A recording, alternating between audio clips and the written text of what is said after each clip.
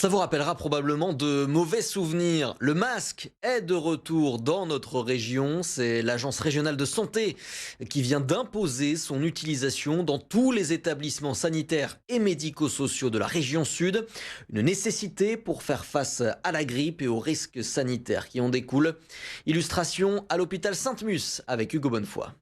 Le mot d'ordre, c'est la précaution. Le masque redevient obligatoire dans tous les hôpitaux de la région, mais aussi dans tous les établissements médico-sociaux, ordre de l'ARS.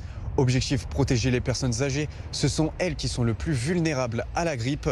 Les hospitalisations liées à la grippe sont en hausse. 28,4% cette semaine en région sud, contre 22,6% la semaine dernière. Les patients doivent désormais porter le masque, mais aussi le personnel médical.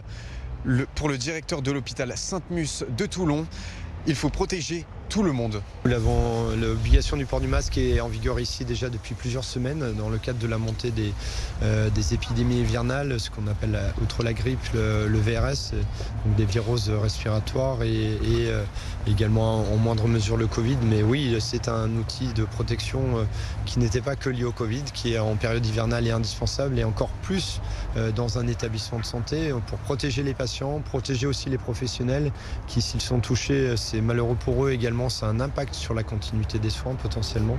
Donc oui, le port obligatoire du masque est indispensable, il est suivi de près dans notre établissement.